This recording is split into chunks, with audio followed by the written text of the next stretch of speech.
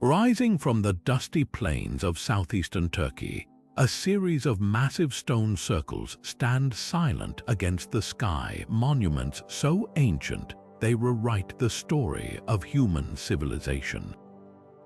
This is Göbekli Tepe, a sprawling temple complex carved from limestone more than 12,000 years ago, long before the pyramids of Egypt or the great stones of Stonehenge. Picture this: 40-ton pillars etched with intricate animal carvings, arranged in precise circles by a people whose name we don't even know. Who were these builders? How did they achieve such precision without metal tools, without writing, without the wheel? And why, after millennia, did they bury their masterpiece under layers of earth, as if hiding it from the future? What makes Göbekli Tepe so extraordinary isn't just its age, it's the audacity of its existence. This isn't some crude gathering of rocks. It's a meticulously engineered sanctuary, a spiritual epicenter built by hunter-gatherers at a time when humans were supposed to be roaming in small, nomadic bands.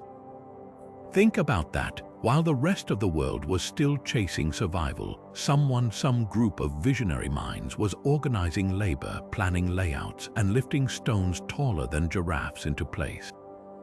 What compelled them? Was it worship, a warning, a message meant to echo across 12,000 years, waiting for us to uncover its meaning? Tonight, we're stepping into one of archaeology's greatest enigmas. We'll trace the fingerprints of these forgotten builders, explore the symbols they left behind, and piece together clues that challenge everything we thought we knew about the dawn of civilization. From the eerie precision of the carvings to the unsettling theories about why Göbekli Tepe was deliberately buried, this is a journey into a lost world, one that might hold the key to understanding our own. So let's dig deeper, because the stones have been waiting and they have a story to tell. The story of Göbekli Tepe's discovery reads like an archaeological detective novel. In 1994, a German archaeologist named Klaus Schmidt followed a hunch to a remote hill in southeastern Turkey, where local farmers kept uncovering strange carved stones. What he unearthed there would shatter long-held beliefs about human history.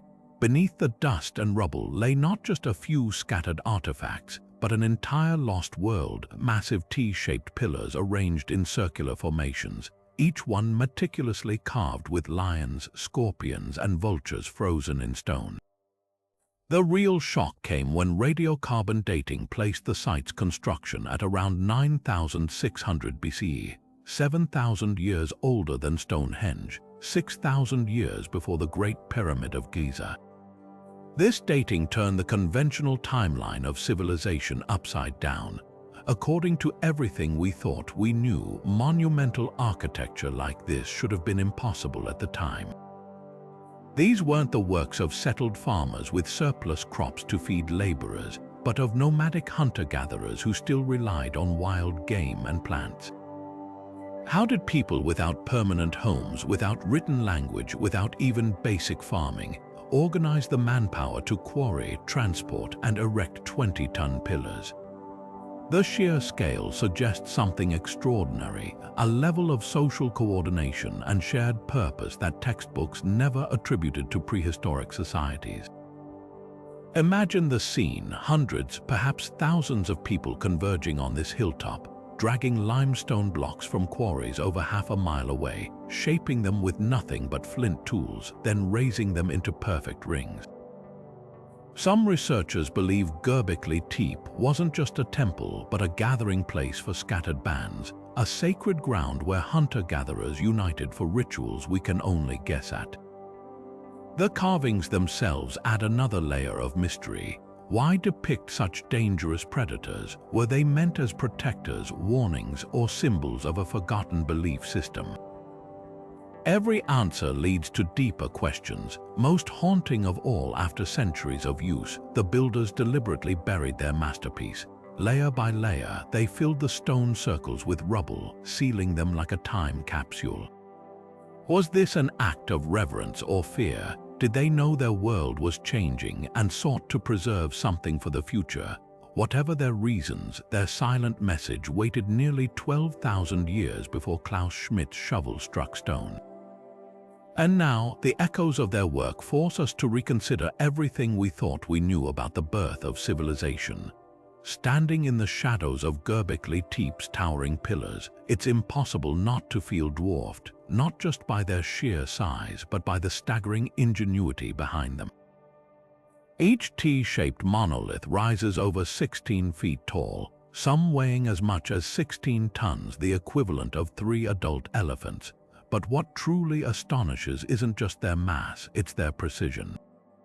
The pillars aren't haphazardly placed. They're arranged in near-perfect circles, with 2 even larger central pillars anchoring each ring, their flat surfaces adorned with elaborate carvings of foxes, cranes, and snarling predators. These aren't crude scratches, they're masterful reliefs, their edges sharp enough to catch the sunlight after 12 millennia. How did they do it without metal chisels, without wheels or pulleys, even without beasts of burden to haul the stone? The limestone was quarried from a ridge several hundred yards away, a feat requiring not just brute strength, but a deep understanding of leverage and balance. Researchers believe the builders used wooden sledges and ropes woven from plant fibers, painstakingly inching each pillar up the hill on a path of smoothed logs. Imagine the coordination, teams of workers chanting in unison, guiding these monstrous slabs into place, then raising them upright with nothing but levers and packed earth ramps. The precision of the carving suggests another shock. These people didn't just have strength, they had artisans. The animal figures are anatomically accurate, their muscles and feathers rendered with an almost scientific eye. The layout itself reveals an eerie sophistication. The circles aren't random, they're spaced at deliberate intervals, with each ring's entrance aligned to celestial events. Some researchers argue the entire complex is a stone calendar, tracking solstices or lunar cycles. Others point to the pillar's T-shape, strikingly humanoid, with arms carved in relief and belts dangling at their waists. Were they meant to represent ancestors, gods, silent sentinels guarding some long-lost knowledge? Perhaps most baffling is the contrast between the tools and the triumph. The builders left behind simple flint blades, yet their work rivals the craftsmanship of later civilizations with advanced technology. It's as if Göbekli Tepe whispers a radical idea. Maybe civilization didn't evolve slowly from farming villages to grand temples. Maybe it began with a spark, a collective dream so powerful it summoned stones from the earth and shaped them into something timeless. And then, as mysteriously as it began, the dream was buried, leaving us to piece together the fragments of their genius. The animal carvings at Göbekli Tepe aren't just decorations, they're a cryptic language etched in stone, each creature pulsing with possible meaning. Look closely at the pillars, and you'll find a menagerie of predators frozen mid-snarl, lions with bared teeth, coiled scorpions ready to strike, vultures with wings spread as if mid-descent. These aren't the gentle, domesticated animals we'd see in later agricultural societies. They're symbols of raw power, of danger, of the wild world these people navigated daily. Why immortalize these particular beasts in a sacred space? One theory suggests they served as spiritual guardians, protective forces, warding off evil or marking the boundary between the ordinary and the divine. The vultures, though, spark the most chilling speculation. In nearby Neolithic sites like Çatalhöyük, archaeologists found evidence of sky burials, where the dead were left exposed for vultures to strip the flesh, freeing the soul. Could Göbekli Tepe's vultures represent a similar ritual? Some researchers believe the pillars themselves might symbolize ancestors, with the birds acting as psychopomps, guides ferrying spirits to the afterlife. Then there's the fox, recurring across multiple pillars, often depicted in motion. In later Anatolian folklore, foxes were tricksters and messengers between worlds. Were they already playing that role 12,000 years ago? Another tantalizing idea ties these carvings to the stars. The constellation we call Scorpio today sits near the center of the Milky Way, a region many ancient cultures associated with the underworld. Could the scorpion pillar mirror this celestial pattern? Similarly, the lion carvings align with where Leo would have risen during the summer solstice around 9600 BC, a time when the stars themselves would have shifted due to Earth's wobble. If true, Göbekli Tepe's builders weren't just artists, they were proto-astronomers encoding cosmic knowledge into stone. Yet mysteries linger. Why are there no depictions of animals they hunted, like deer or boar? Only the most formidable creatures made the cut. This selectivity hints at a deeper narrative. Perhaps these images weren't just symbols but lessons, warnings, or even chapters in a lost mythos. The way the animals intertwine around the pillars suggests movement, a story unfolding in a loop. Without written records, we're left to decode their meaning through the silent language of claws and feathers. Each groove in the limestone a whisper from a world that understood the sacred in ways we've long forgotten. The sheer scale of Göbekli Tepe's pillars forces us to confront a staggering question. How did Neolithic builders, armed with nothing but stone tools and raw muscle, achieve such monumental feats of engineering? The answer lies in a blend of ingenuity, teamwork, and an intimate understanding of materials that would make modern engineers pause. First, consider the quarrying process. The limestone used for the pillars wasn't just any rock. It was carefully selected from nearby bedrock ridges where the stone naturally fractured into manageable slabs. Using simple flint picks and hammerstones, workers pried loose blocks weighing several tons, then painstakingly shaped them into the iconic T-form. Evidence from tool marks suggests they roughed out the pillars at the quarry site, reducing their weight before transport, a clever strategy to minimize the burden of moving unfinished stone. Transporting these monoliths was another Herculean task. Without wheels or domesticated animals, the builders likely relied on a combination of sledges, rollers, and sheer human effort. Archaeologists have found grooves in the bedrock leading from quarries to the site, hinting at prepared pathways smoothed by countless dragging operations. Imagine teams of workers chanting in rhythm, inching each pillar forward on log rollers, while others constantly repositioned the wooden track behind them. The slight downhill slope from the quarries to Göbekli Tepe's hilltop might have been intentional, a natural assist in moving these colossal loads, but the true marvel comes in the raising of the pillars. Researchers discovered socket holes carved directly into the bedrock floors of the enclosures, precisely sized to anchor the T-shaped monoliths. To lift them upright, builders likely employed a technique still used in some traditional societies today, a combination of levering and gradual backfilling.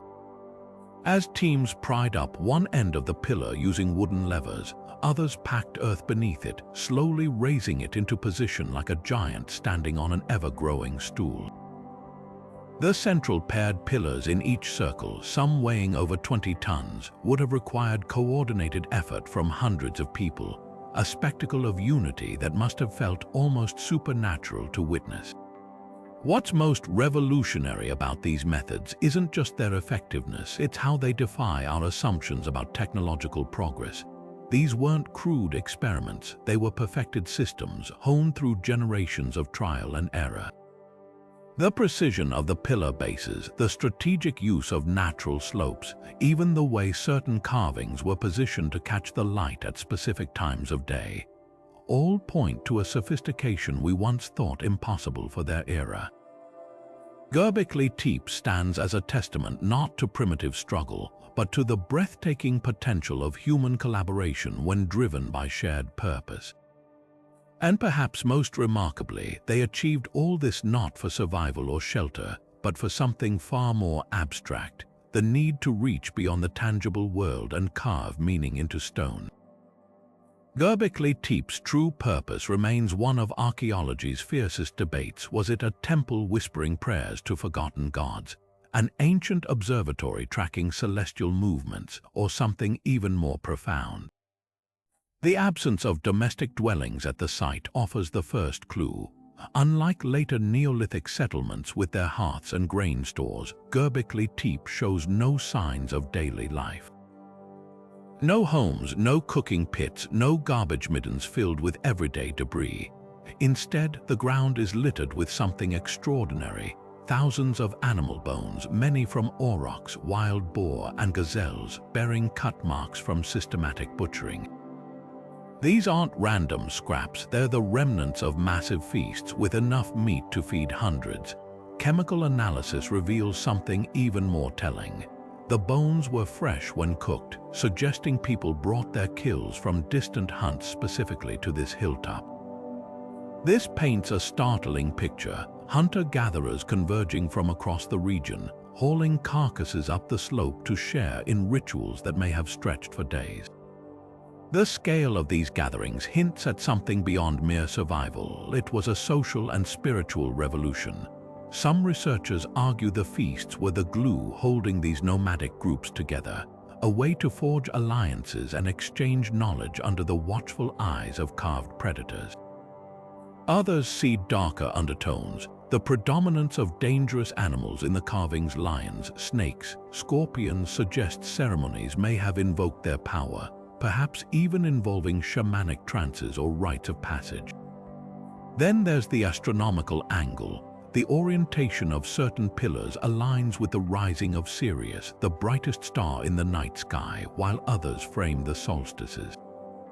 One compelling theory posits that Göbekli Tepe was a sacred calendar, its stone circles tracking celestial cycles to mark times for gathering, hunting, or worship. The T-shaped pillars, some argue, resemble stylized human figures gazing skyward, silent sentinels mapping the heavens. But the most radical idea, Göbekli Tepe might have been all these things at once. In a world without rigid divisions between science, religion, and community, the site could have served as a multidimensional hub. Imagine it, by day, a bustling fair where knowledge of animal migrations and tool-making was exchanged. By night, a stage for ceremonies under star-carved pillars where the boundaries between earth and sky blurred. The act of building itself may have been the ritual, a communal offering to forces we can barely fathom. What's certain is that this wasn't just a place to eat or pray. It was a catalyst drawing scattered bands into something greater than themselves. And then, as mysteriously as it began, they buried it, not in defeat but as if sealing a covenant with time. The bones, the stones, the stars all whisper that Göbekli Tepe was never meant to last. It was a beacon, shining just long enough to change the world before vanishing into the earth. One of Göbekli Tepe's most unsettling mysteries isn't just what's there, it's what's missing. For a site drenched in ritual significance, where bones of feasted animals litter the ground and carvings pulse with spiritual energy, the absence of human remains is jarring. No graves, no burial mounds, not even fragments of teeth or bone. This silence speaks volumes when contrasted with the Natufian culture, Göbekli Tepe's contemporaries who lived just a few hundred miles west. The Natufians left behind cemeteries brimming with skeletons, some adorned with shell necklaces or buried with tools, their resting places echoing a clear belief in an afterlife. But at Göbekli Tepe, only the stones remain, as if the builders vanished into the very air their vultures once circled. The vulture carvings might hold the key.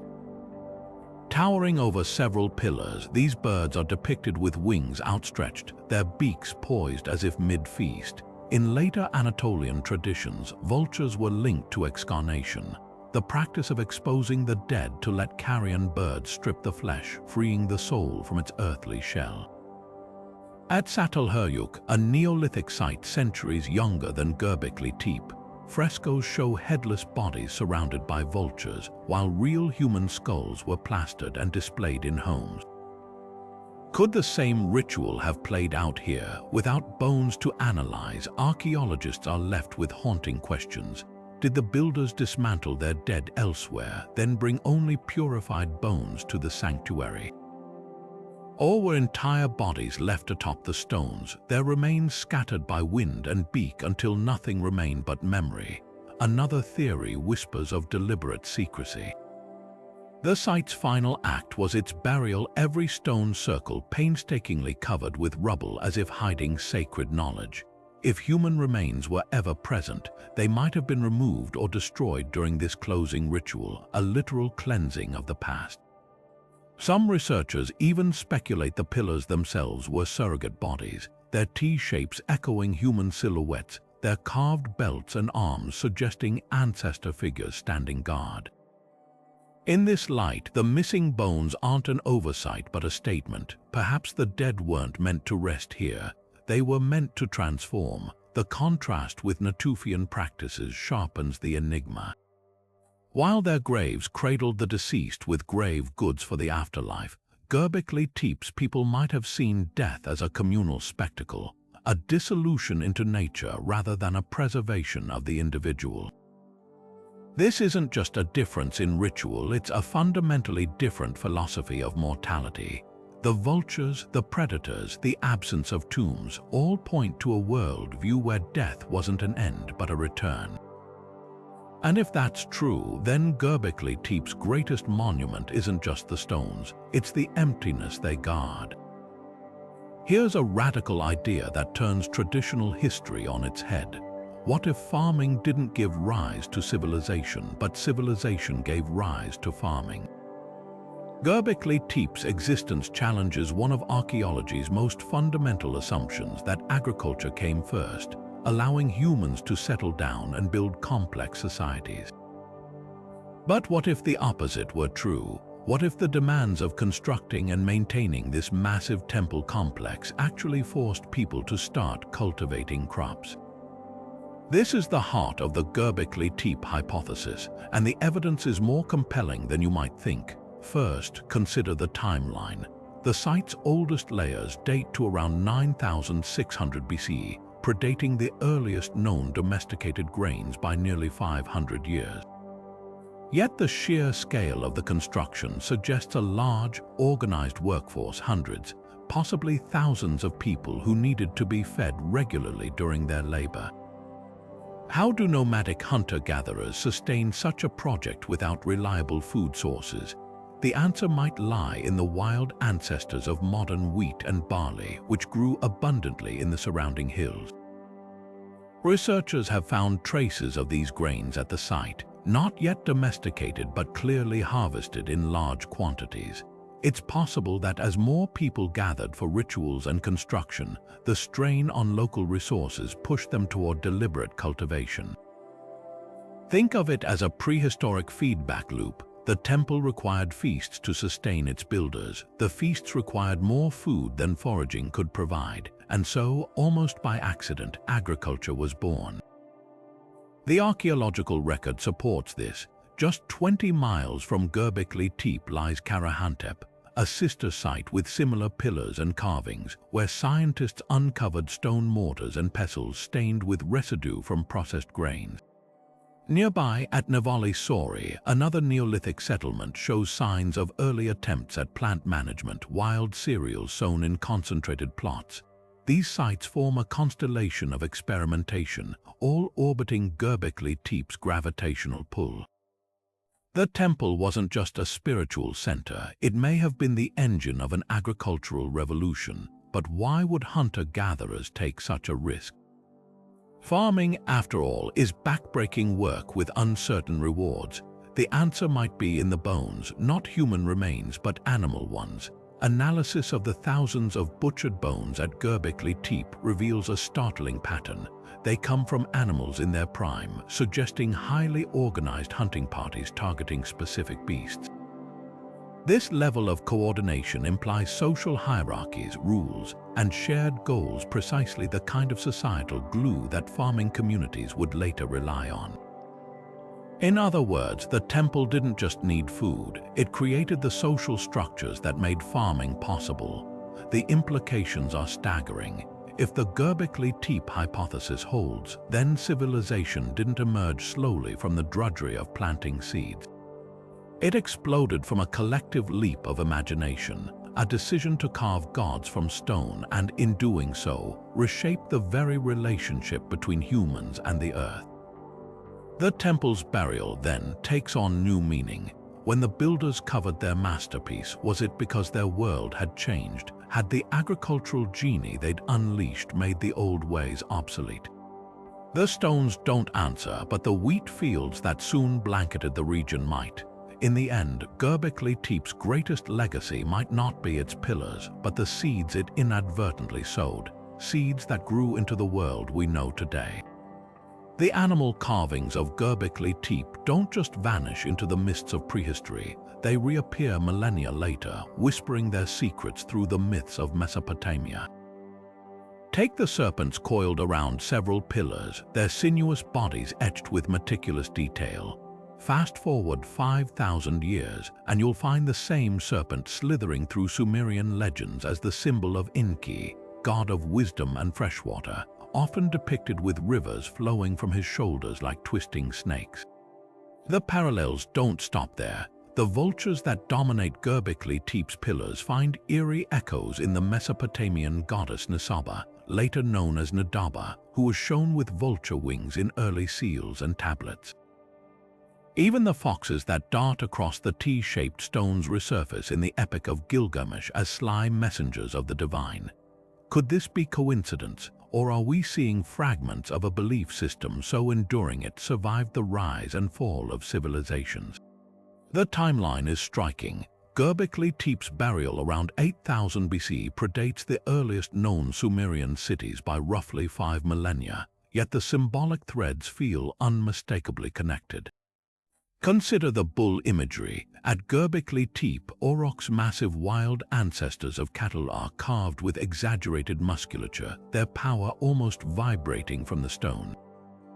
In Sumer, the bull became the sacred animal of the storm god Enlil, a symbol of strength so potent it adorned temple gates for centuries. Even the T-shape of Göbekli Tepe's pillars finds uncanny resemblance in the cuneiform sign for god Dingir, a star-topped symbol that also resembles a stylized human figure, just like the abstracted beings of the ancient temple. The most compelling link might lie underground. At Göbekli Tepe, the builders buried their sanctuary deliberately, sealing it beneath layers of earth as if preserving it for the future. In Sumerian myth, the god Enki's temple, the Abzu, was said to reside in the subterranean waters beneath the world. Both cultures fixated on this idea of sacred knowledge hidden below the surface, waiting to be uncovered.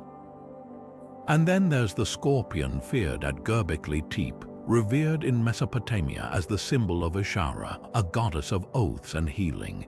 The continuity is too precise to dismiss as chance. Perhaps these weren't just scattered similarities, but the last reverberations of a shared origin. Imagine a group of Göbekli Tepe's descendants migrating south over generations, carrying fragments of their ancestors' beliefs into the fertile valleys of the Tigris and Euphrates. Over thousands of years, the vulture's role might shift from psychopomp to scribe, the serpent from underworld guardian to fountain of wisdom, but the core symbols remained, fossilized in myth like flies in amber.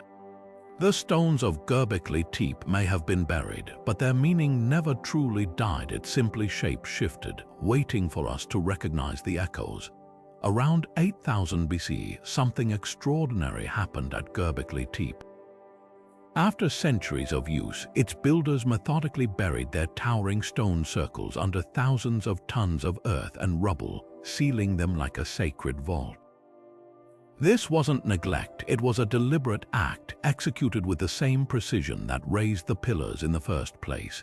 The question haunts every researcher who studies the site. Why would a culture invest generations of labor into a temple only to entomb it? The answers might rewrite our understanding of the Neolithic world's turning point. One theory points to a seismic shift in belief systems. As the Ice Age's grip loosened and the Younger Dryas period's climatic instability ended, the natural world transformed around Göbekli Tepe's builders. Forests expanded, prey animals migrated, and new plants flourished. Did these environmental changes trigger a spiritual revolution? Some researchers suggest the site's predator carvings, once central to a worldview dominated by threats, lost their relevance in this gentler landscape. Burying the temple might have been a symbolic act, like closing a chapter on the old gods of hunger and danger to embrace deities aligned with farming and fertility. But climate alone doesn't explain the meticulousness of the burial. The layers of rubble aren't random, they're structured, almost reverential. Soil analysis reveals the fill includes limestone fragments, animal bones, and even tools offerings tucked between the stones as if part of a ritual. This level of care suggests another possibility. The builders weren't rejecting their past but preserving it. Perhaps they sensed their way of life was ending not just environmentally but socially. As agriculture took root, the nomadic hunter-gatherer bands that built Göbekli Tepe were coalescing into settled villages.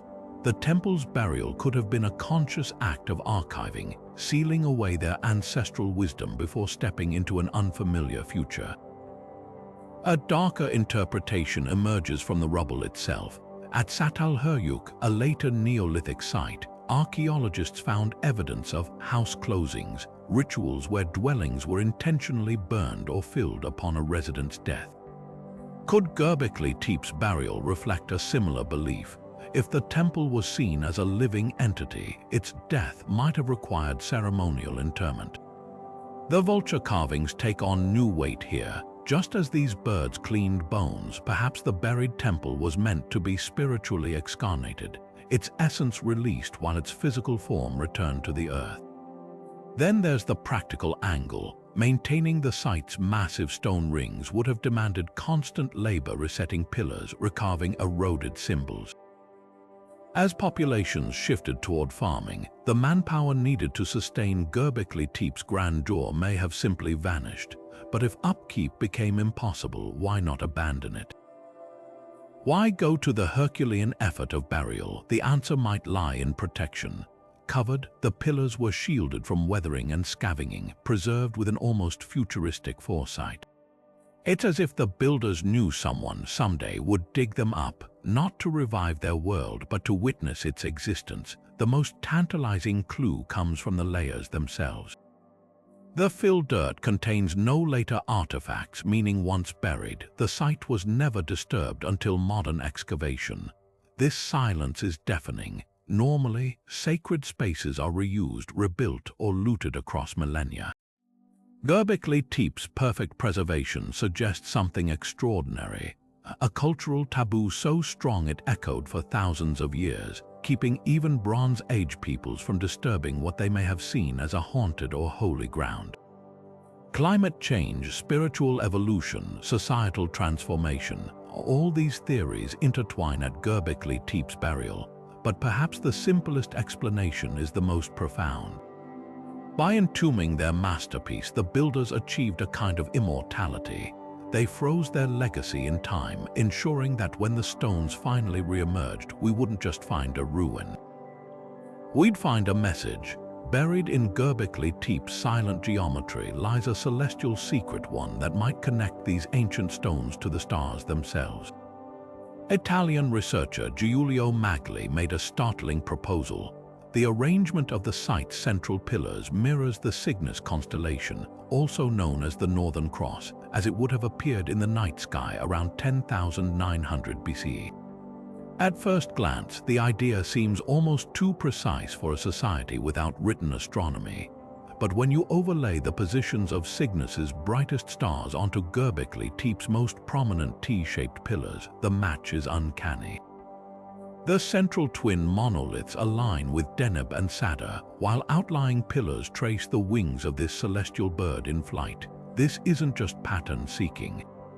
Magli points to an astonishing detail. The Cygnus constellation was positioned almost directly overhead at Göbekli Tepe's latitude during the site's active period. For builders gazing upward, the stars of Cygnus wouldn't just be visible, they'd dominate the zenith, the sacred top of the sky where many cultures believed the axis of the world connected heaven and earth. The pillars, then, might have been more than representations. They could have been terrestrial anchors, tying the spiritual energy of the heavens into the very ground beneath their feet. The theory gains weight when compared to other ancient sites. At Giza, the three pyramids of Khufu, Khafre, and Menkaure align with Orion's belt, a pattern popularized by the so-called Orion correlation theory. But look closer, the smaller satellite pyramids around them form a secondary pattern that some researchers argue mirrors Cygnus. Even more striking, the shaft inside the Great Pyramid points directly toward the North Star, which, due to Earth's axial precession, wasn't Polaris in ancient times but Thuban in the constellation Draco. Cygnus sits adjacent to Draco in the night sky, forming a celestial corridor. Could these distant cultures have been tracking the same cosmic markers across millennia? Göbekli Tepe's celestial connections deepen when we examine the carvings. One pillar bears a distinctive vulture relief, a bird that, in later Anatolian cultures, was associated with the afterlife and celestial travel. Cygnus, the swan, shares this avian symbolism. Even more telling is a cluster of small holes drilled into another pillar, which Megalithic suggests might represent the Cygnus loop, a supernova remnant visible to the naked eye as a faint circular nebula. If correct, this would mean Göbekli Tepe's builders weren't just marking star positions but recording astronomical events. Skeptics counter that star patterns are flexible enough to fit many arrangements, and that the Cygnus correlation might be coincidence. But consider this, unlike Orion, which shifts dramatically with Earth's precession, Cygnus remains relatively fixed in the northern sky. For a culture building a monument meant to endure, choosing a stable constellation would ensure its celestial relevance lasted generations. The parallels with Giza suggest something even more profound, a possible thread of shared knowledge or perhaps independent discoveries of the same cosmic truths. Whether the Cygnus connection proves true or not, the very possibility reshapes our view of these ancient builders.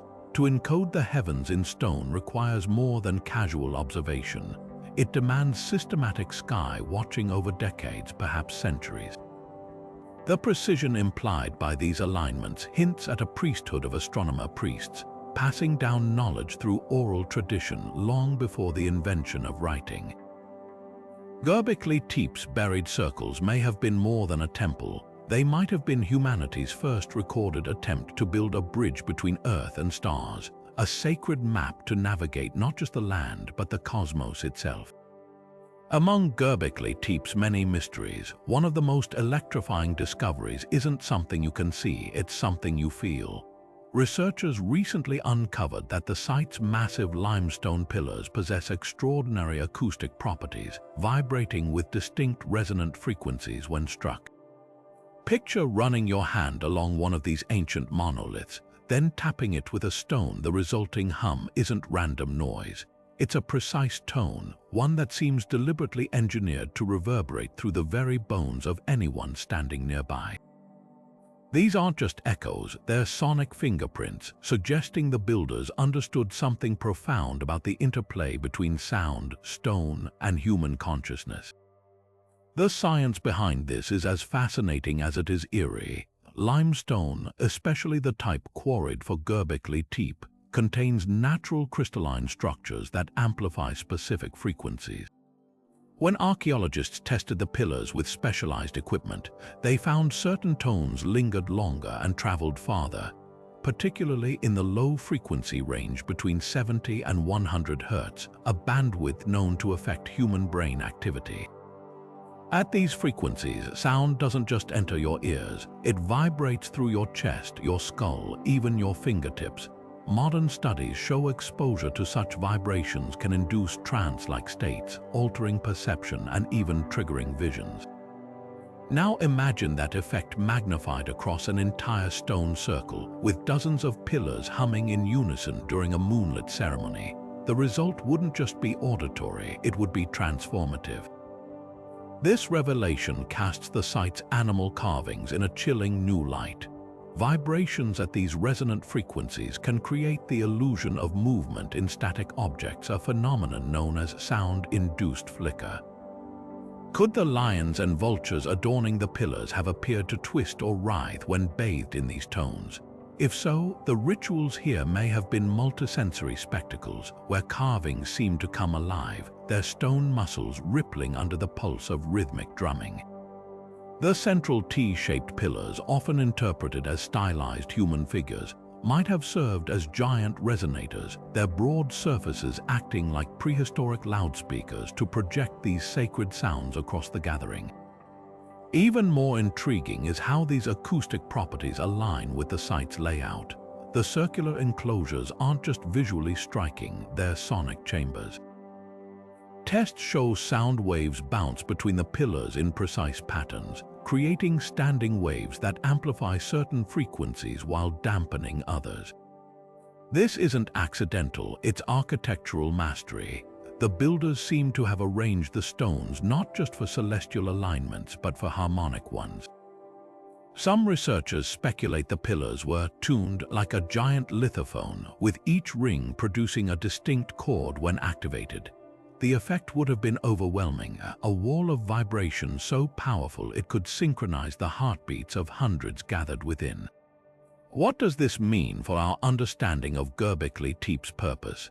If sound was central to its rituals, the site might represent humanity's first known experiment in acoustic engineering, a prehistoric cathedral designed to harness vibration as a bridge to the divine.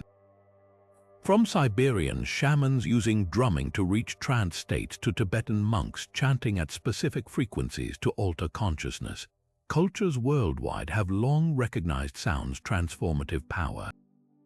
Göbekli Tepe suggests this wisdom runs deeper than we imagined, rooted in a time when stone itself was an instrument, and the sacred wasn't just seen or prayed to, it was felt.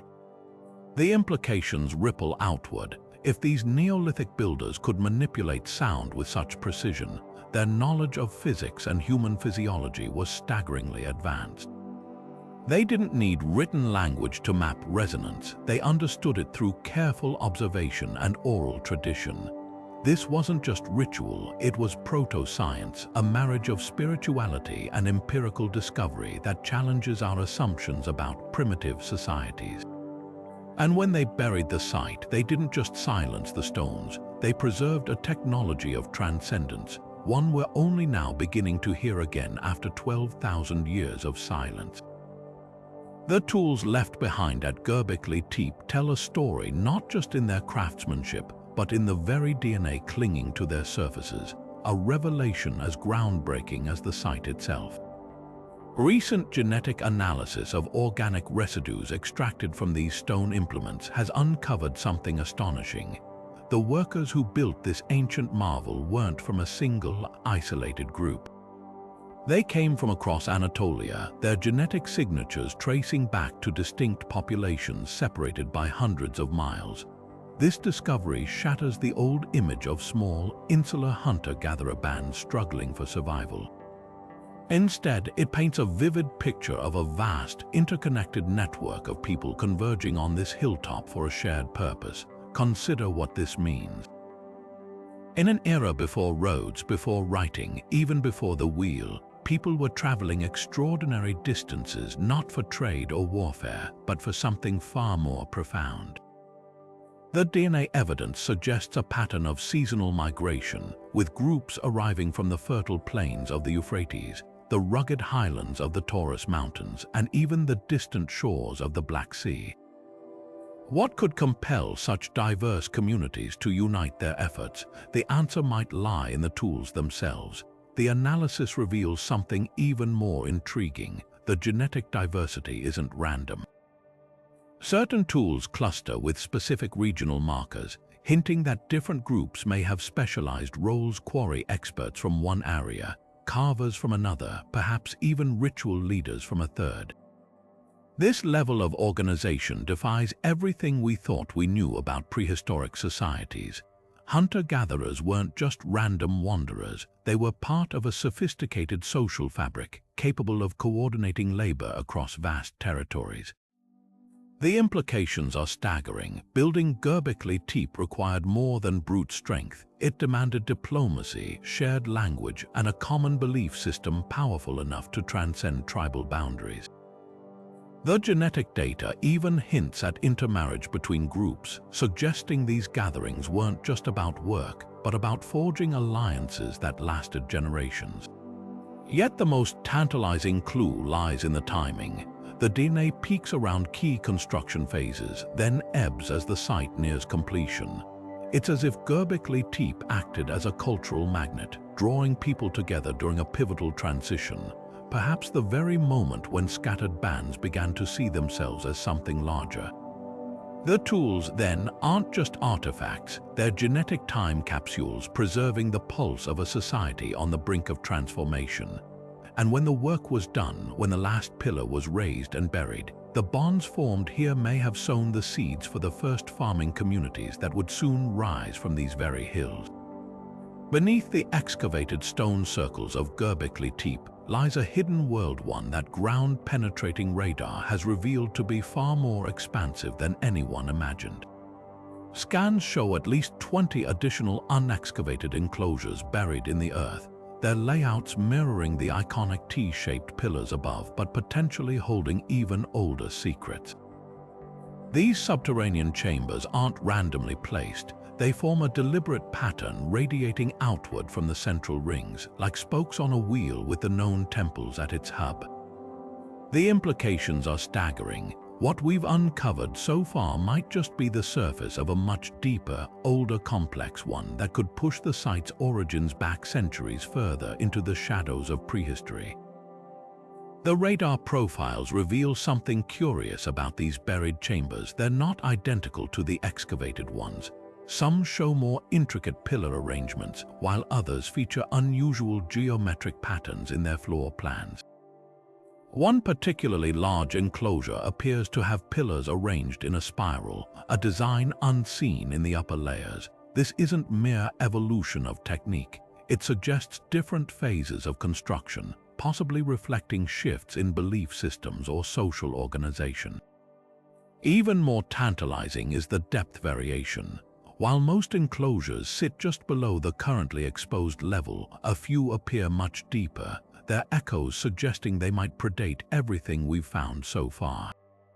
What could these untouched chambers contain? The answer might rewrite history.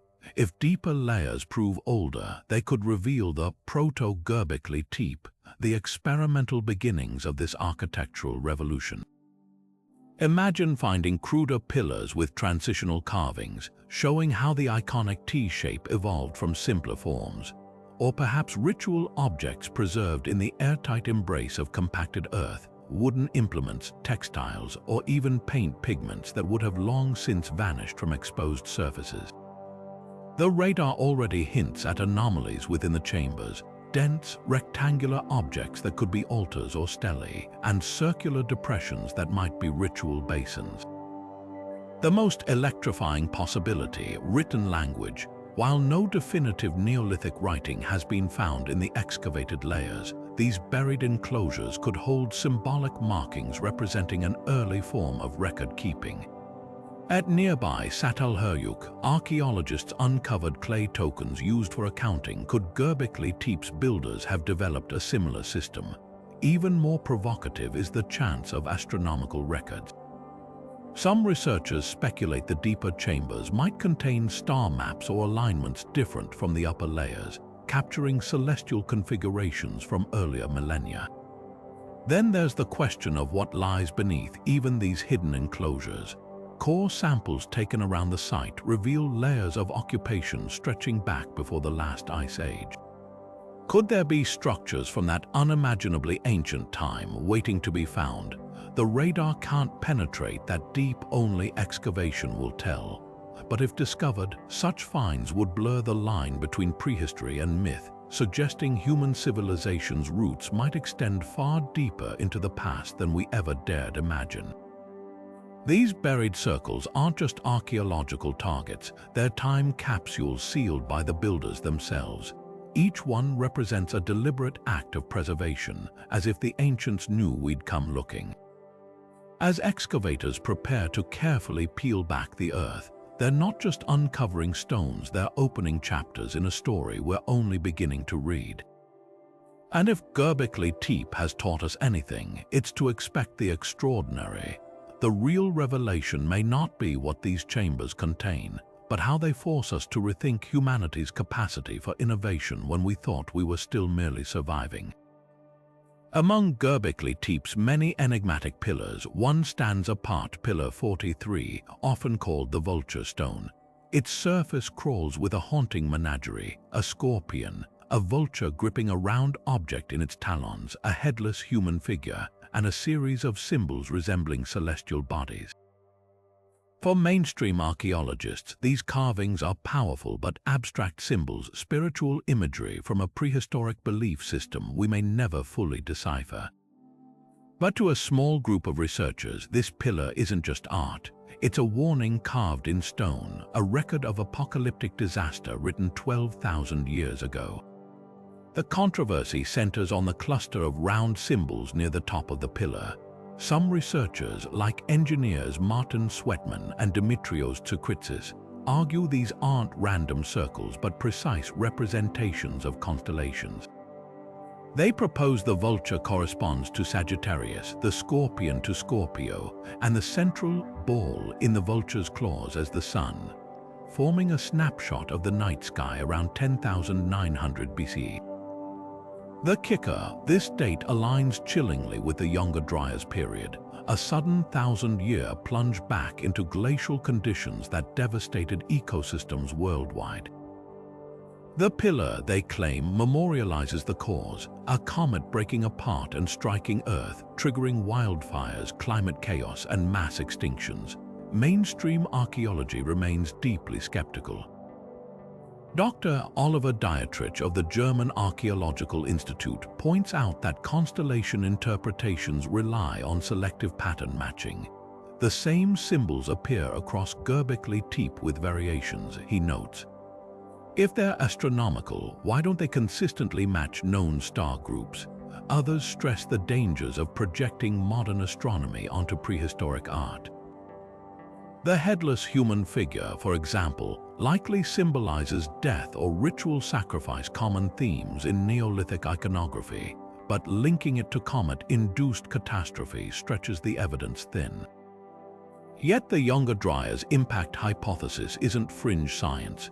Peer-reviewed studies have found nanodiamonds and melted glass fragments at sites across North America and Europe, potential evidence of extraterrestrial impacts around 12,800 years ago. Proponents argue Göbekli Tepe's builders witnessed this catastrophe and encoded their trauma in stone. The vulture stone's comet symbols, they suggest, might depict the torrid meteor stream which some astronomers believe delivered the Younger Dryas impact. The debate reveals a deeper tension in interpreting prehistoric art. Are these carvings literal records, symbolic metaphors, or something in between? The scorpion's position below the vulture could represent Scorpio's seasonal position in the sky, or it might symbolize the underworld in a myth we've lost. The pillar's most striking feature, the vulture's disc, could be the sun, a comet, or simply a stylized prey item. Without written context, we're left reading shadows on the cave wall. What both sides agree on is the pillar's undeniable urgency. Unlike other carvings at the site, the imagery here feels narrative, almost desperate. The headless man's arms are outstretched as if falling. The vulture's posture is aggressive, predatory. Whether depicting cosmic disaster or spiritual transformation, this wasn't passive art. It was a scream across millennia. And if the comet theorists are even partially right, the vulture stone might be humanity's first attempt to write history in stone, a dire message from survivors who refuse to be forgotten. Building just one of Göbekli Tepe's stone circles wasn't a casual undertaking. It was a logistical marvel requiring coordination on an unprecedented scale. Recent studies estimate that quarrying, transporting, and erecting a single enclosure's pillars would have demanded around 500 workers laboring for 5 months straight. That's 25,000 person-days of effort, equivalent to one person working every day for 68 years. Now multiply that by the 20+ enclosures radar has detected underground, and the numbers become staggering. Over 500,000 person-days of labor across generations. For perspective, constructing the Great Pyramid of Giza, often hailed as the pinnacle of ancient engineering, required an estimated 10,000 workers over 20 years. Göbekli Tepe's workforce may have been smaller per project, but its cumulative effort rivals history's most ambitious monuments, and it happened 7,000 years earlier. This level of organization shatters old assumptions about hunter-gatherer societies. Moving 16-ton pillars without wheels or domesticated animals wasn't just about muscle, it required sophisticated social structures. Someone had to plan the quarrying, allocate tools, coordinate food supplies for workers, and possibly even mediate disputes. The genetic evidence we discussed earlier, showing contributors came from distant regions, adds another layer. These weren't just ad hoc work gangs, they were seasonal migrations of specialized labor converging with purpose. Imagine the scene. Hunters from the Taurus Mountains sharing flint knapping techniques with coastal foragers, while elders from the Euphrates Valley directed pillar placements based on celestial alignments. Such collaboration implies shared leadership roles, perhaps even proto-administrators who tracked lunar cycles to schedule gatherings. The secret to sustaining this effort might lie in the site's ritual feasts. Analysis of animal bones reveals concentrated butchery marks consistent with large-scale meat distribution enough to feed hundreds daily. But unlike later agricultural societies where elites controlled surplus, Göbekli Tepe's feasts suggest a more egalitarian model. The bones show no evidence of preferential cuts for leaders. Everyone dined equally. This points to a powerful social glue. Participation in sacred work granted status, not hoarding resources. Labor became a form of worship, transforming back-breaking toil into a communal sacrament. What's revolutionary here isn't just the scale of construction, but its psychological impact. Shared ritual labor, especially in service of something transcendent, has a unique power to forge identity. Modern parallels abound, from barn raisings in Amish communities to collective rice planting in Bali's Subak system. Göbekli Tepe's builders may have discovered this unifying effect accidentally. The more they worked together, the more their tribal distinctions melted into a collective identity. The pillars themselves reinforce this, with their uniform T-shapes overriding regional artistic styles. This raises a tantalizing possibility. Could these construction projects have been the crucible for civilization itself? By bringing scattered bands together repeatedly, the site may have incubated skills essential for settled life conflict resolution, task specialization, even early mathematics for pillar placement. The very act of building might have planted the seeds for the agricultural revolution that followed, as networks formed here later facilitated seed exchanges. In this light, Göbekli Tepe wasn't just a temple, it was humanity's first teamwork boot camp, where survival gave way to something greater, the audacious idea that together people could shape the world. The bas-reliefs at Göbekli Tepe don't just depict animals, they capture them mid-motion, their muscles taut, their feathers and scales rendered with an almost obsessive attention to detail. Take the famous boar carving on Pillar 27. Its bristles are individually incised, its shoulders tensed as if frozen mid-charge. Even more astonishing are the clothing elements, belts and loincloths hanging from the T-shaped pillars, their tassels and folds carved with such precision that you can almost hear the rustle of woven fabric. This isn't primitive scratchings, it's anatomical artistry that wouldn't be rivaled for millennia. Compare this to the later Neolithic art at Çatalhöyük, just a few centuries younger. There, wall paintings simplify animals into schematic stylized bulls with blocky bodies, geometric leopards. The difference is jarring. It's as if artistic knowledge didn't evolve toward sophistication at Göbekli Tepe, but away from it. What makes this regression even more puzzling is the technical leap required for Göbekli Tepe's reliefs. Working with limestone isn't like etching soft clay or painting on plaster. Every curve of a vulture's wing or drape of a belt required calculated strikes with flint tools. A single misstep could fracture the entire panel. The artisans didn't just carve into the stone, they made it breathe. The foxes on Pillar 12, for example, show undercuts beneath their tails, creating shadows that give the illusion of depth. This technique, known as high relief, wouldn't become common until classical Greece, some 9,000 years later. Yet here it is, in the heart of the Neolithic, executed with the confidence of masters. The clothing details add another layer of intrigue. The belts adorning the pillars aren't generic bands, they're depicted with intricate buckles and dangling pouches, some with patterns suggesting woven textiles or leatherwork. This level of sartorial specificity implies more than artistic flair. It hints at a codified tradition. Clothing this elaborate doesn't appear again in the archaeological record until the Bronze Age. The contradiction is striking. We're told this was a society of nomadic hunter-gatherers, yet their art memorializes tailored garments and accessories worthy of a royal court. Perhaps most telling is the contrast with later megalithic sites.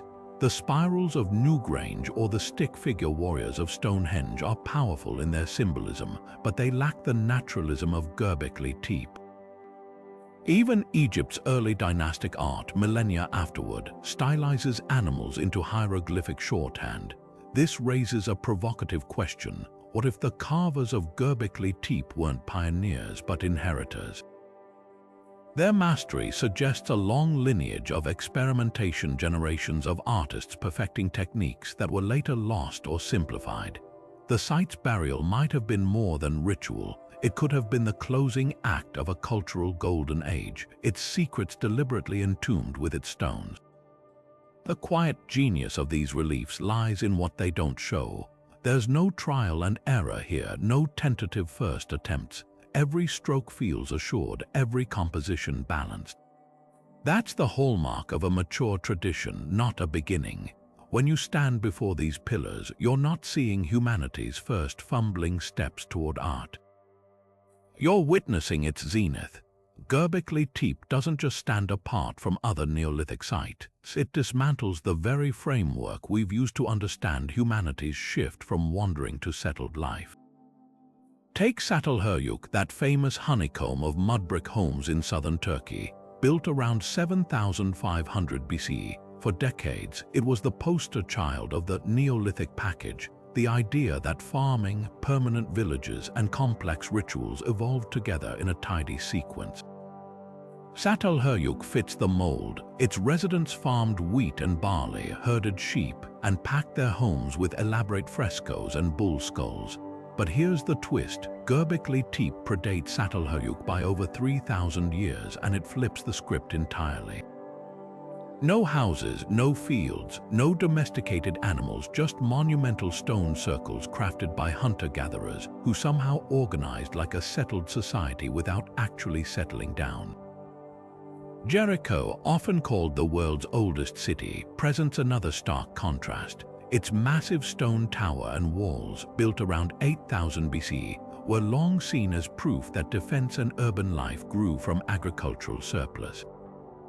Yet Göbekli Tepe's enclosures, twice as old as Jericho's tower, show no signs of conflict or fortification. Instead of walls to keep people out, its circular spaces seem designed to draw them in, not for protection but for communion. The difference is profound. While Jericho's residents stored grain in silos, Göbekli Tepe's builders feasted on wild aurochs and gazelles. One site reflects scarcity and survival, the other, abundance and shared purpose.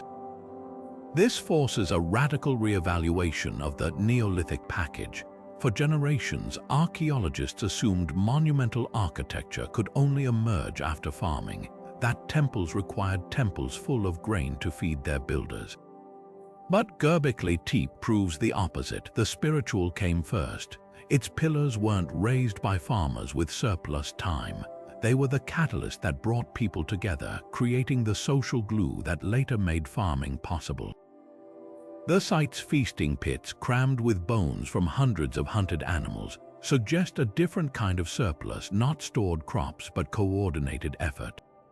Even more telling is the artistic divergence. At Çatalhöyük, art adorns domestic spaces, leopards prowl bedroom walls, vultures hover over burial platforms. It's intimate, tied to daily life. Göbekli Tepe's carvings, though, are cosmic in scale and wholly public. Their towering predators and celestial symbols speak not of household rituals but of collective mythos. This isn't decoration, it's dogma carved in stone, meant to unite disparate bands under a shared worldview. The implications ripple globally. Consider the megaliths of Karnak in France or the Moai of Easter Island, later sites where moving massive stones also required complex cooperation. We've always assumed such feats followed agriculture. Göbekli Tepe whispers that perhaps the drive to build together wasn't a product of settled life but its precursor. The stones came before the seeds, the temple before the town. What if civilization didn't grow from the need to store grain, but from the desire to reach beyond the mundane, to carve meaning into the earth long before we thought to plant it? Göbekli Tepe rose from a world on the brink. The late 12th millennium BC wasn't just any era, it was the tail end of the Younger Dryas, a geological heartbeat when the planet lurched back into glacial cold after centuries of warming. Ice sheets crept southward again, temperatures plummeted by up to 10 degrees Celsius in mere decades, and once reliable water sources vanished as rain patterns shifted. For hunter-gatherers living hand-to-mouth, this wasn't just climate change, it was existential whiplash. The very animals they depended on migrated or dwindled, familiar plants struggled in the sudden chill. Against this backdrop of ecological chaos, the decision to build something as audacious as Göbekli Tepe stops being just impressive. It becomes desperate, even defiant. The site's carvings whisper of this instability. Predators dominate the pillars: lions, boars, scorpions, creatures that embody raw survival in a world growing harsher. But look closer and you'll notice something peculiar. These aren't static symbols. The animals intertwine, their bodies curving around pillars as if in motion, some even appearing to climb or descend. This dynamism might reflect the environmental flux surrounding the builders. When your world's rules are rewritten overnight, how else would you depict the forces shaping your existence except as beings in constant, unpredictable movement? The vultures take on new meaning here too, not just as psychopomps guiding souls, but as vital cleaners in an ecosystem where death suddenly became more present, more insistent. Monumental architecture often emerges from shared trauma, and the Younger Dryas provided precisely that. Modern parallels are telling. After the 2004 Indian Ocean tsunami, coastal communities rebuilt with elevated temples as both spiritual safeguards and practical flood markers. Göbekli Tepe's hilltop placement mirrors this logic. High ground wasn't just symbolic. It was survival strategy in an era of erratic rains and flash floods. The circular enclosures with their inward-facing pillars may have served as communal anchors, physical spaces where scattered bands could regroup, share knowledge about shifting migration routes, and ritually confront the chaos through collective labor. The sheer volume of feasting debris at the site supports this. Thousands of butchered bones, many from aurochs, a species particularly sensitive to climate shifts, suggest large-scale gatherings centered around hunting success stories. In a destabilized environment where solitary bands might starve, Göbekli Tepe could have functioned as a Neolithic insurance policy. By pooling risks and resources, these groups didn't just build stones, they built resilience. The act of carving may have been as crucial as the carvings themselves, a way to fix order onto literal bedrock when the natural world seemed intent on unraveling. Then there's the astronomical angle. The precision of certain pillar alignments tracking solstices and star cycles hints at another response to environmental crisis: timekeeping. When seasonal patterns falter, marking celestial constants becomes a lifeline. The builders weren't just creating art, They were encoding a predictive system, turning stone into a calendar that could outlast the whims of weather. It's no coincidence that the site's burial aligns roughly with the Younger Dryas end as climate stabilized and Holocene warmth returned. Perhaps the urgency that birthed these circles faded, their purpose fulfilled. What lingers is the realization that Göbekli Tepe stones are more than architecture. They're fossilized psychology, capturing the moment when humanity first grasped that survival wasn't just about adapting to nature, it was about rallying against it together. The predators on those pillars weren't just worshipped or feared. They were being tamed in effigy, their stone bodies a testament to the most revolutionary idea of all, that even in a world coming apart, people could still build something permanent. Klaus Schmidt didn't just discover Göbekli Tepe, he dedicated his life to unraveling its secrets, rewriting history one stone at a time. When the German archaeologist first brushed dust off those carved pillars in the mid-90s, he recognized something revolutionary. This wasn't just a site, it was a paradigm shift. For 20 years, Schmidt led excavations with a rare blend of meticulous precision and bold imagination. His controversial cathedral hypothesis proposed that Göbekli Tepe functioned as a spiritual nexus, drawing hunter-gatherers from across the region for communal rituals centuries before the advent of agriculture. Critics initially scoffed. How could nomadic people with no permanent settlements orchestrate such grandeur? But Schmidt's team kept uncovering evidence: the absence of domestic dwellings, the mountain of feasting debris, the celestial alignments etched into stone. Each discovery chipped away at old assumptions, painting a picture of a society where belief, not bread, built the first temples. Schmidt's methods were as unconventional as his theories. Unlike traditional digs that prioritized artifact collection, he treated Göbekli Tepe as a living text, focusing on the architecture's symbolic language. He mapped pillar placements like a detective piecing together a code, noting how carvings of predators faced specific directions or clustered near certain enclosures. His team used flint replicas to test carving techniques, proving the builder's mastery wasn't accidental but honed through generations. Perhaps most radically, Schmidt insisted the site's burial was intentional, not abandonment but a sacred act of preservation. This wasn't just archaeology, it was forensic theology, reconstructing the spiritual impulses of a lost world.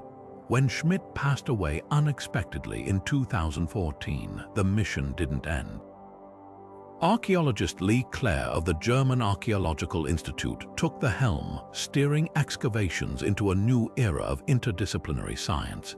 Clare's team employs technologies Schmidt could only dream of: ground-penetrating radar revealing buried enclosures, 3D modeling to analyze acoustic properties, and residue analysis to trace ancient diets from tool stains. Yet some mysteries resist even modern tools. Clare's approach balances Schmidt's reverence for symbolism with rigorous data crunching, like using drone surveys to track quarry routes or isotopic analysis to trace the origins of workers. One of the biggest shifts, the team now sees Göbekli Tepe not as a singular cathedral, but as part of a ritual landscape. Nearby sites like Karahantep and Sefer Tepe show similar pillars and carvings, suggesting a network of sacred spaces. Clare's excavations have also uncovered something Schmidt rarely discussed: hints of temporary shelters, hinting that builders may have camped seasonally rather than purely gathering for festivals. This nuanced view bridges the divide between Schmidt's spiritual focus and traditional models of social evolution. The legacy of these two archaeologists mirrors the site's own layers, each generation building on the last, sometimes revising but always reaching deeper. Schmidt's cathedral hypothesis may not have been the full story, but it cracked open a door. Now, with every radar sweep and soil sample, Clare's team walks through it, carrying forward the most vital lesson Schmidt left: to study Göbekli Tepe isn't just to dig up the past. It's to question what we're capable of and who we've been all along. Göbekli Tepe's limestone pillars have endured for 12,000 years, but their greatest threat isn't time, it's the modern world. The same soft stone that allowed Neolithic artisans to carve intricate animal reliefs now makes the site acutely vulnerable. Wind scours delicate surfaces, rain seeps into microscopic cracks, and even the warmth of human breath can accelerate decay by altering humidity levels around the carvings. The irony is palpable. A monument that survived ice ages and agricultural revolutions now faces existential risks from the very crowds who come to marvel at it. Tourism presents a double-edged sword. While visitor revenue funds conservation, each footstep on the ancient floors compacts soil, destabilizing the foundations of pillars that have stood since the dawn of civilization. The problem escalated after UNESCO designation in 2018, when annual visits surged past 500,000. Authorities responded with radical measures. Elevated walkways now snake through the enclosures, keeping spectators at a respectful distance while allowing unobstructed views.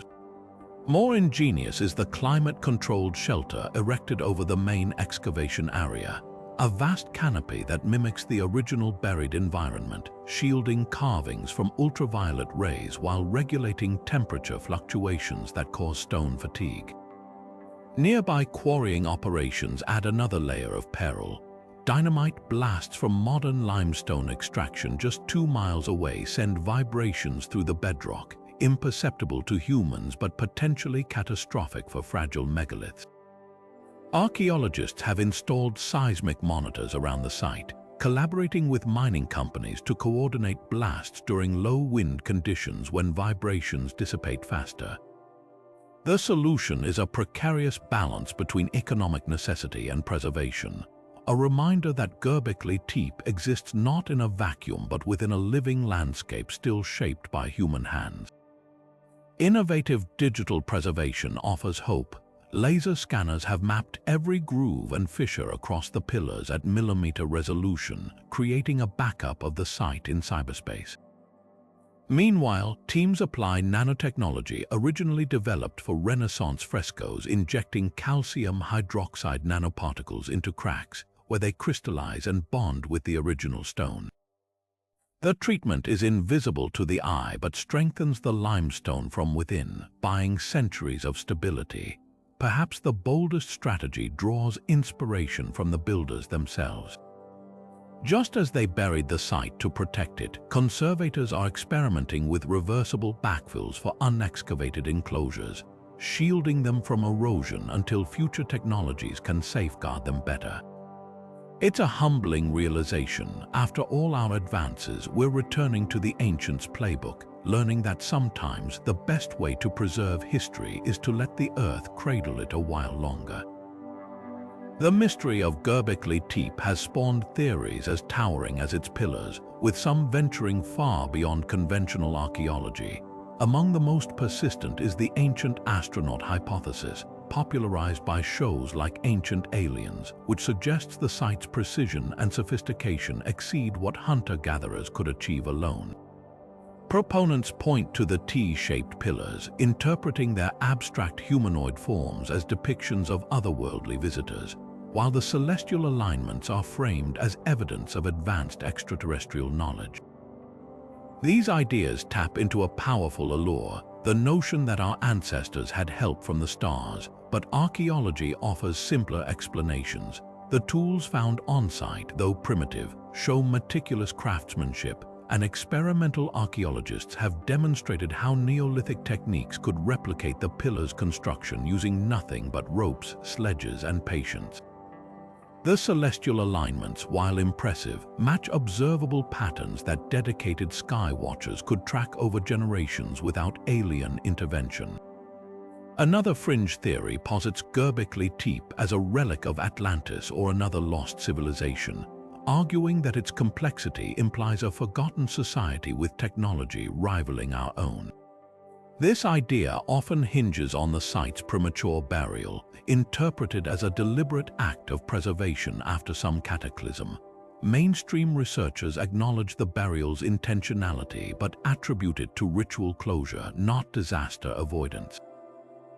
Geological surveys show no evidence of floods or earthquakes around the burial period, and the site's abandonment aligns with broader regional shifts toward agriculture rather than collapse. The lost civilization narrative overlooks a key detail. Göbekli Tepe's tools and art display a clear evolutionary lineage from earlier, simpler Neolithic sites, not a sudden leap from nowhere. Then there's the symbolism debate. Some alternative researchers interpret the animal carvings as a proto-writing system or even an early form of zodiac, connecting them to later Mesopotamian myths. While the parallels are intriguing, like the vultures linked to Sumerian Nisaba, archaeologists caution against projecting later meanings onto prehistoric art. The carving styles and themes evolve organically across Neolithic sites, suggesting localized religious shifts rather than a unified, advanced cosmology. What these theories share is a reluctance to accept that hunter-gatherers could orchestrate such marvels unaided, yet that disbelief says more about us than them. Modern bias often underestimates pre-agricultural societies, assuming they lacked the ingenuity for complex projects. Göbekli Tepe shatters that assumption, revealing a different kind of sophistication, one rooted in communal ritual, oral tradition, and an intimate understanding of materials and astronomy. The site's true marvel isn't that it demands alien architects or drowned empires, but that it emerged from the very people we once dismissed as primitive. That doesn't make the fringe theories worthless. They reflect a deep human desire to connect with the past in dramatic ways, and their popularity has ironically fueled public interest in legitimate research. The challenge is balancing open-minded fascination with empirical rigor, to marvel at Göbekli Tepe's mysteries without conjuring answers that diminish the ingenuity of its builders. After all, the truth is astonishing enough. 12,000 years ago, people with stone tools and shared vision built something meant to outlast millennia. In an age of fleeting digital traces, that's a revelation more profound than any fiction. Cutting-edge technology is peeling back new layers of Göbekli Tepe's mysteries, revealing insights the original excavators could only dream of. In 2024, archaeologists partnered with artificial intelligence labs to tackle one of the site's most enduring puzzles, the meaning behind its intricate animal carvings. Machine learning algorithms trained on global symbolic databases have identified recurring patterns in the reliefs that human eyes might miss. The AI detected something startling. Certain predator depictions cluster in specific enclosures, suggesting each circle may have represented different mythological themes or clan totems. One neural network analysis revealed that serpent carvings consistently appear near pillars aligned with sunset positions during seasonal transitions, hinting these snakes might symbolize celestial cycles rather than just earthly dangers. Meanwhile, mass spectrometry is extracting stories from the most mundane artifact stone tools. Advanced isotopic analysis of organic residues clinging to flint blades tells us not just what the builders ate, but where they traveled.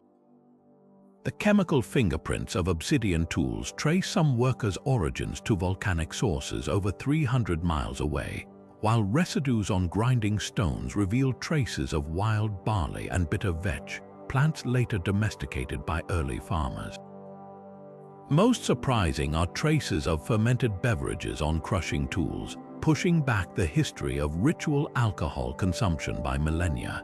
These aren't just random finds, they paint a picture of seasonal gatherings where distant groups brought local specialties to share, transforming construction into a cross-cultural feast.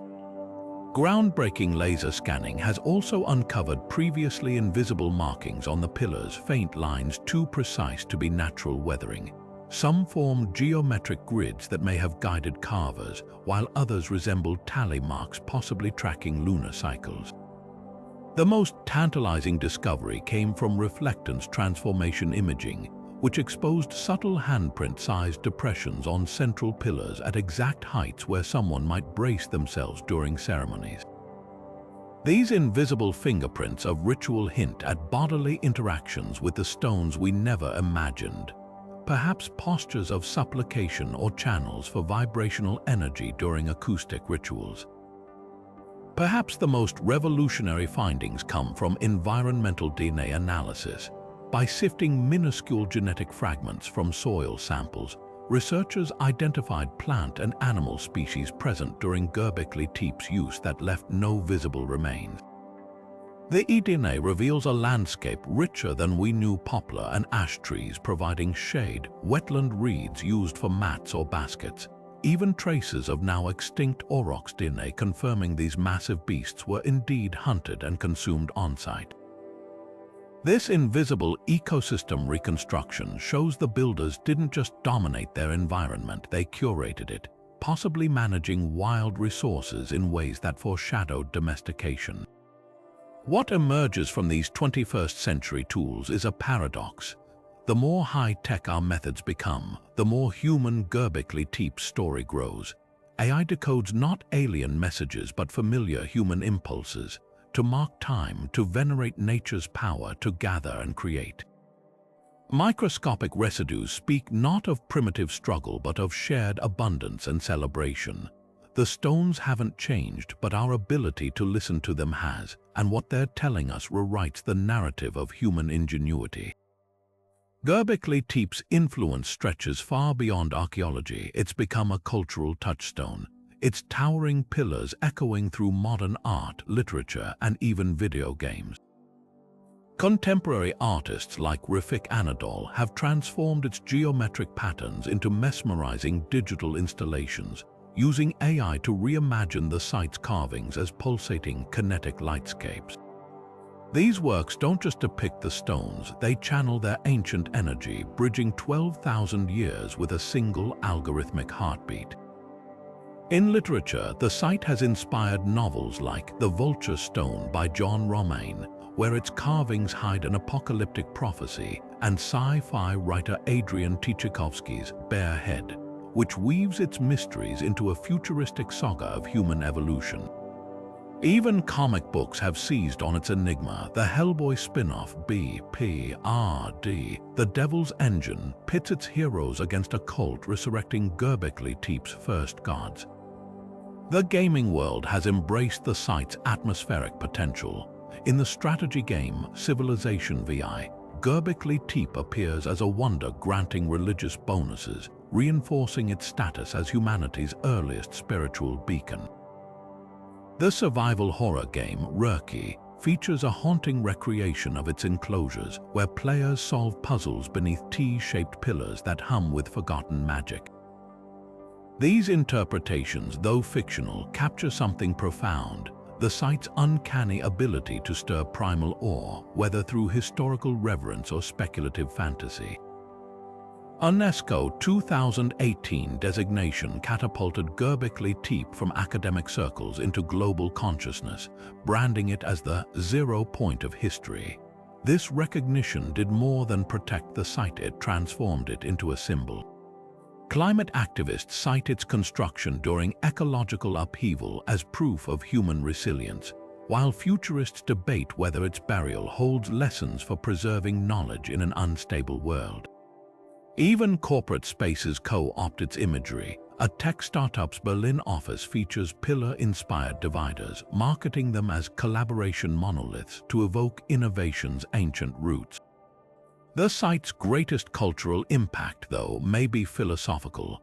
In an era of disposable trends, its endurance challenges our notions of progress. 12 millennia ago, people without cities or writing engineered a masterpiece meant to outlast ages.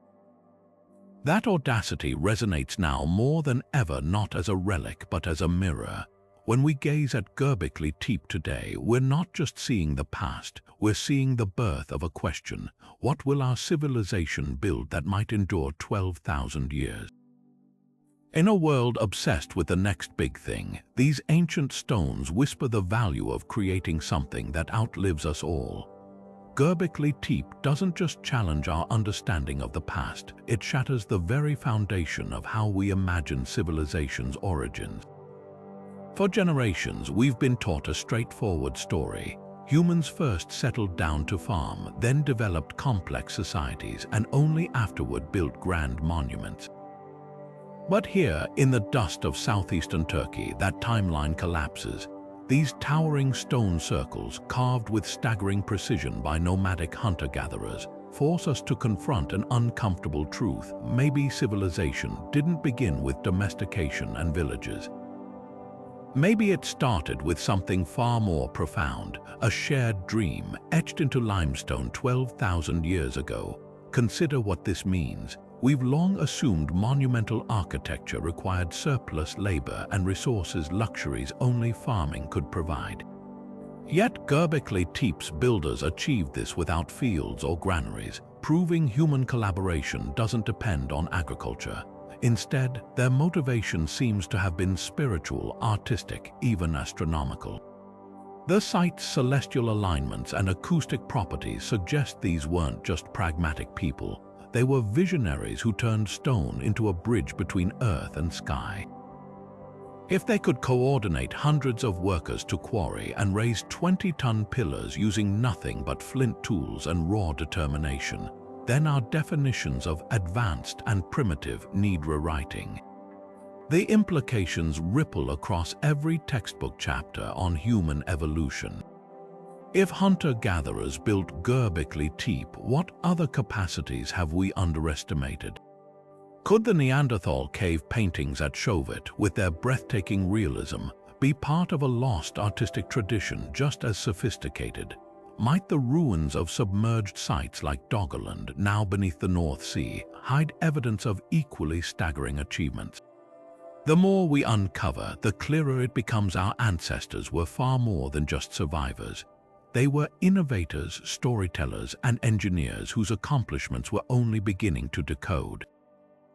This revelation also reframes our present. In an age where we measure progress in silicon and satellites, Göbekli Tepe stands as a humbling reminder that ingenuity isn't bound by technology. Those builders lacked writing, metal, or the wheel, yet they created a masterpiece that outlasted empires. Their legacy whispers a provocative question. If we've been wrong about something as fundamental as civilization's origins, what else might we have misunderstood? Could entire chapters of our past still lie buried, waiting to append the narratives we take for granted? So here's where we leave you, not with answers, but with possibility. The stones of Göbekli Tepe have rewritten history once. What else might they or other forgotten sites reveal? What theories have these ancient pillars stirred in your mind? Drop your boldest ideas in the comments below, because the most exciting thing about archaeology isn't just uncovering the past, it's realizing how much we have left to discover.